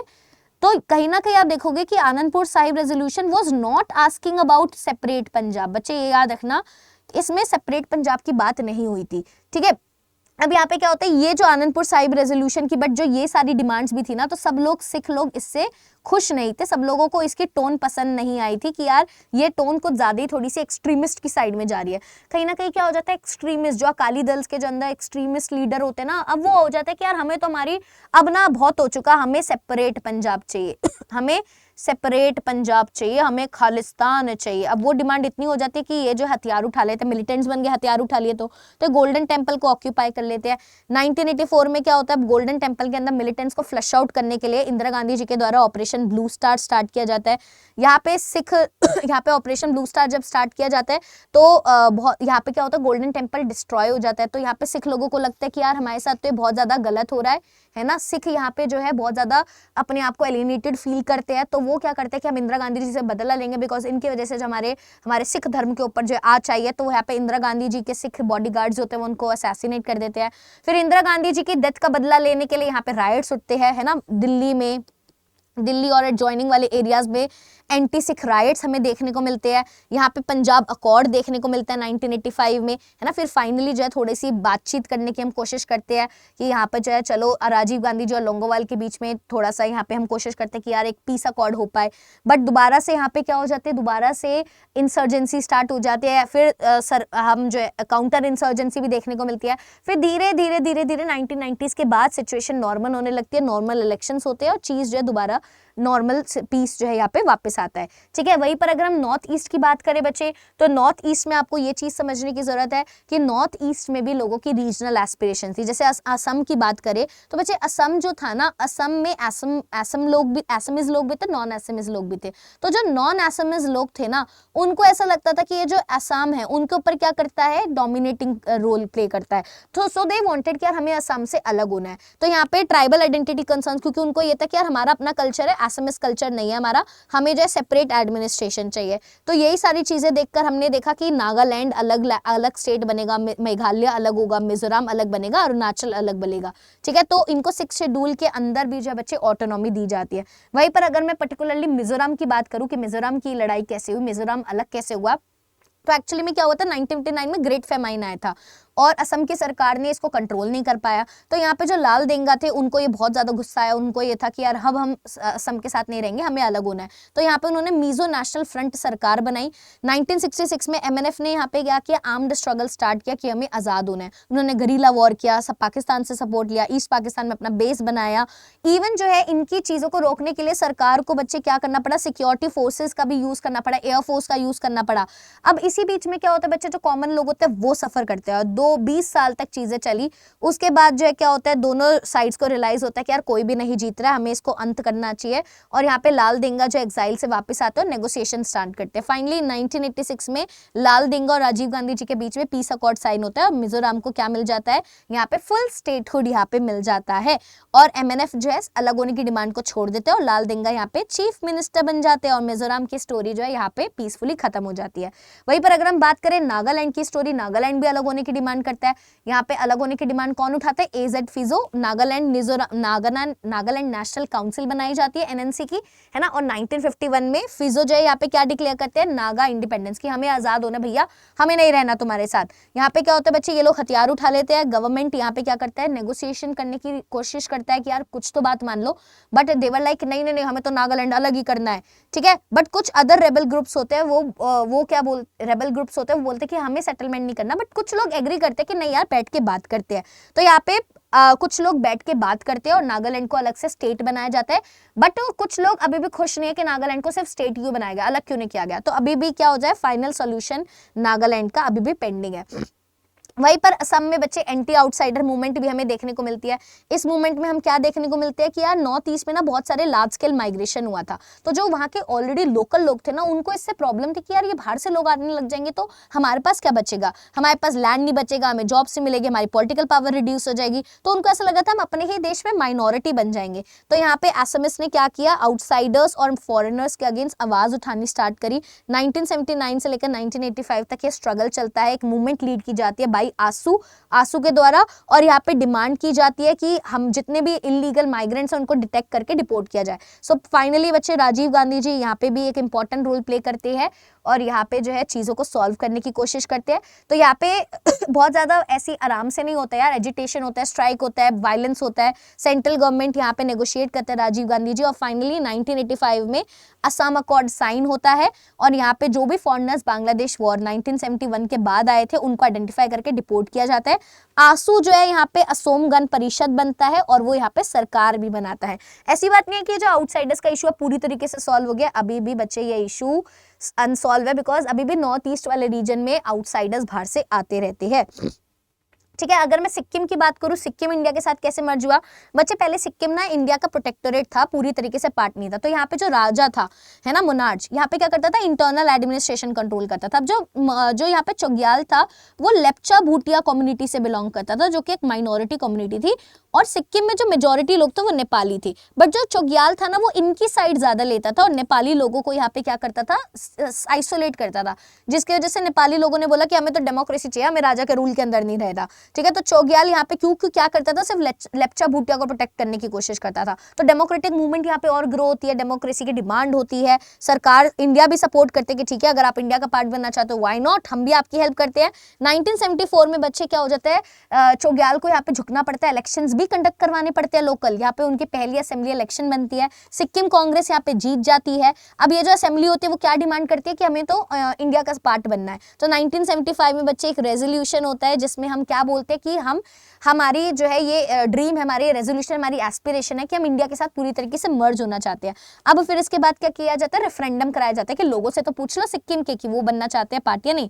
अब यहाँ पे क्या हो जाता है, सारे लोग क्या कर देते हैं, एग्री कर देते हैं कि यस यस हमें जो है इंडिया का पार्ट बनना है, और फाइनली पार्लियामेंट इस मर्जर को अप्रूव कर देता है। सिक्किम हमारी 22nd स्टेट बन जाती है इंडिया की 1975 में। तो आपको ये चीज आपको याद रखनी है। वहीं पर अगर हम बात करें गोवा की बात, तो बच्चा आपको पता है गोवा, दीव, दमन एंड दीव ये सब जो है पोर्टुगीज रूल के अंदर है, ये 16th सेंचुरी से। यहाँ पे पोर्टुगीज लोगों ने जो है लोगों के साथ बुरा बर्ताव किया है, उनको जबरदस्ती धर्म उनका बदलाव किया है, उनको रिप्रेस करते थे।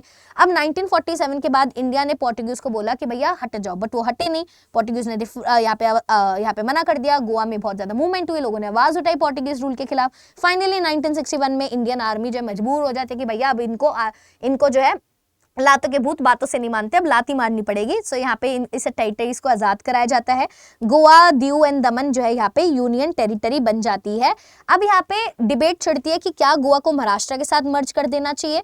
तो यहाँ पे ओपिनियन पोल मतलब रेफरेंडम कराया जाता है 1967 में। लोग बोलते हैं कि नहीं नहीं हमें महाराष्ट्र के साथ मर्ज नहीं होना, गोवा यूनियन टेरिटरी की तरह काम करती है। वो तो फाइनली 1987 में गोवा यहाँ पे एक स्टेट बन जाती है।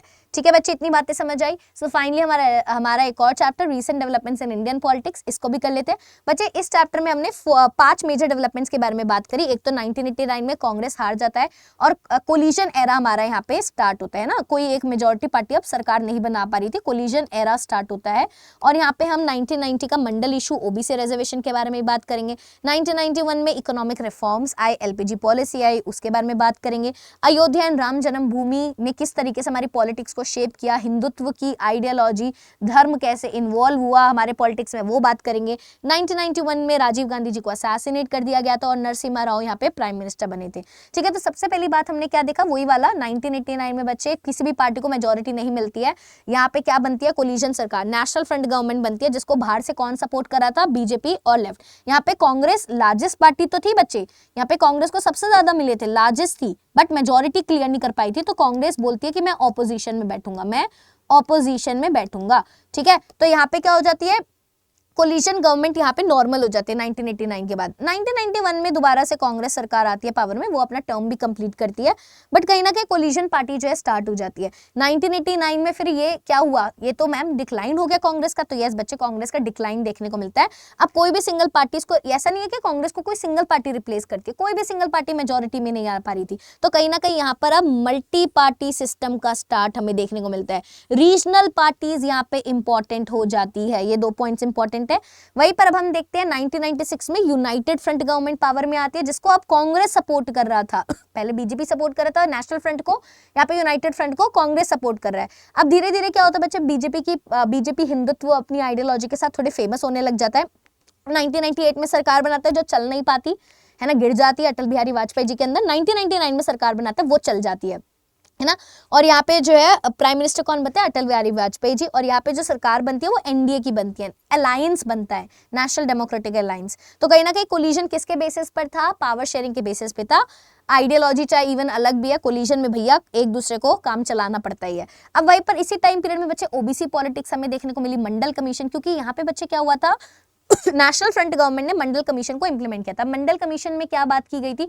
मंडल कमीशन में जब हमारी जनता पार्टी थी तब मंडल कमीशन को यहाँ पे बनाया गया था, जिसको बोला गया था कि यार आप देखो ओबीसी को रिजर्वेशन हमें देनी चाहिए नहीं। तो मंडल कमीशन ने बोला था कि यस, हमें जो रिजर्वेशन है ओबीसी को 27% रिजर्वेशन देनी चाहिए, और लैंड रिफॉर्म्स के बारे में भी हमें काम करना चाहिए, सोशल जस्टिस के बारे में भी काम करना चाहिए।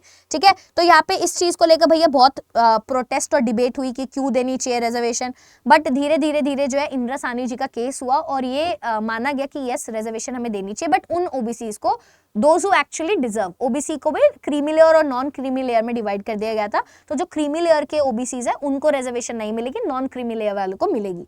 ठीक है, तो ओबीसी आइडेंटिटी जो है यहाँ पे क्या बन गई थी भैया, पॉलिटिक्स में अब ओबीसी पॉलिटिक्स घुसाई थी। बहुत सारी ओबीसी बेस्ड पार्टीज इमर्ज होकर आई, जैसे BAMSEF, कांशीराम जी के द्वारा, है ना, BAMSEF हो गई, DS4 हो गई, और बहुजन समाज पार्टी हो गई, बहुजन समाज पार्टी। ये सारी पार्टी जो है कांशीराम जी के द्वारा फाउंड की गई थी। और ये जो बहुजन समाज पार्टी थी बच्चे, वो उत्तर प्रदेश में बहुत बार जीती भी थी। तो कहीं ना कहीं अगर आप देखोगे बहुत सारी दलित और ओबीसी पार्टीज अब जीतने भी लगी थी। वहीं पर अगर आप देखोगे एक नया इशू आता है जिसमें रिलीजन, सेक्युलरिज्म, अयोध्या वाला इशू। अब यहाँ पे हम देखते हैं कि धीरे धीरे ना जो हमारी बहुजन समाज पार्टी थी, सॉरी भारतीय जनता पार्टी थी, वो अपनी पुरानी आइडियोलॉजी को छोड़कर, गांधीयन आइडियोलॉजी को छोड़कर अब हिंदुत्व आइडियोलॉजी अपना लेती, क्योंकि उनको देखने को मिलता है यार उस वाली आइडियोलॉजी से तो हमें कोई जीत हासिल नहीं मिल रही है, तो हिंदुत्व आइडियोलॉजी के बेसिस पर ही चलते हैं, हिंदूज को मोबिलाइज करते हैं। तो बच्चे यहाँ पे एक शाहबानो इशू उठता है 1985 में। ठीक है, जहाँ पे क्या होता है, शाहबानो केस में क्या होता है, जो मुस्लिम विमेन होती है उनको डिवोर्स चाहिए होता है अपने हस्बैंड से, मतलब डिवोर्स ही होते हैं, डिवोर्स हो गया होता है, बट वो मेंटेनेंस की डिमांड कर रही होती है ना, कि मुझे जो है मेंटेनेंस मिलना चाहिए, हर महीने इतने पैसे मिलने चाहिए। ठीक है, बट यहाँ पे क्या होता है, उनके जो हस्बैंड होते हैं बोलते कि नहीं नहीं नहीं, मैं नहीं दूंगा, मैंने जो है रकम जितनी मेरे को देनी थी वो मैंने दे चुका हूँ। तो इसका अगेंस्ट जो है आवाज उठती है कि मुस्लिम विमेन्स की राइट्स के लिए यहाँ पे आवाज उठती है कि नहीं, उनको मिलना चाहिए। इवन जो यहाँ पे कांग्रेस पार्टी होती है ना, उनके ऊपर बहुत प्रेशर होता है, क्योंकि जो मुस्लिम मेन होते हैं कंजर्वेटिव, वो लोग बोलते हैं कि नहीं ऐसे कैसे इनको जो है मेंटेनेंस मिल जाएगी। तो यहाँ पे आप हक मूवी देखना बच्चे, it's a very nice movie, देखना, आपको ये पूरा इशू क्लियर होगा। बिकॉज जो लास्ट में जो कहीं ना कहीं जो किसके फेवर में डिसीजन लिया जाता है, शाहबानो के केस में उनको जो है फेवर दिया, उनको जो है दिया जाता है। इसी बीच में एक ये वाला इशू होता है, अयोध्या डिस्प्यूट होता है। अयोध्या डिस्प्यूट में क्या होता है भैया, बाबरी मस्जिद जो कि किसके ऊपर बनाई जाती है बच्चे, जो है यहाँ पर हिंदू टेंपल जहाँ हुआ करता था उसकी जमीन पर बनाई गई थी। बाबरी मस्जिद को यहाँ पे तोड़ दिया जाता है।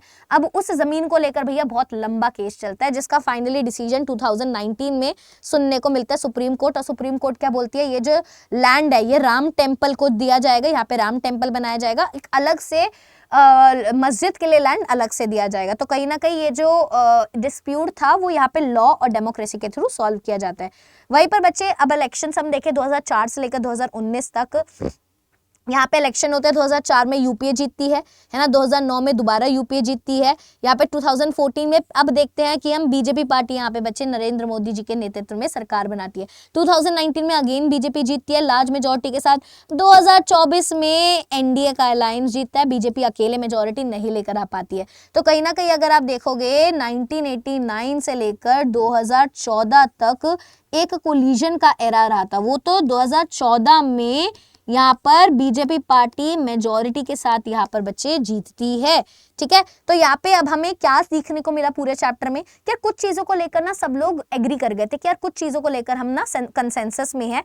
हम ये कंसेंसस में है कि इकोनॉमिक रिफॉर्म्स के ऊपर हमें फोकस करना है, OBC reservation and representation is okay, state level और रीजनल पार्टीज का बहुत इंपॉर्टेंट रोल है, और कहीं ना कहीं अलायंसेस कि में power sharing is more important than ideology. Even तो हमारी आइडियोलॉजी मैच नहीं करती है, बट कोलिजन सरकारें तभी चल सकती है जब हम एक दूसरे के साथ पावर शेयर करेंगे और आइडियोलॉजी के मामले में लड़ाई नहीं करेंगे। ठीक है, सो आई होप बच्चे आपको पूरी जो ये बुक है इंडियन पॉलिटिक्स सिंस इंडिपेंडेंस समझ आई। आई नो मैंने बहुत तेजी में कराया, देखो सारी चीजें तो मैं नहीं करा सकती, but I have tried my level best की सारी चीजें जो इंपॉर्टेंट है वो तो आपके एटलीस्ट रिवाइज हो जाए। तो बच्चे अगर आपको ये बैचेस लेने हैं, जैसे हमारे एम्बिशन अल्टीमेट बैच है, CUT का महापैक है, टेस्ट सीरीज चाहिए, सिलेक्शन किट चाहिए, तो आप ये आशी 40 कोड यूज करके इनको डेफिनेटली हमारे करियर्स अड्डा है ना, करियर्स अड्डा की वेबसाइट या आप ऐप पे जाके इसको चेकआउट कर सकते हो। ऑल्सो अगर आपको कोई डाउट आता है तो आप मेरी ashi.sharma@247.com पे आप मुझे मेल कर सकते हो। ऑल्सो बच्चे this is my Telegram channel, आप इसको जो जल्दी से स्कैन करो और ज्वाइन कर लो।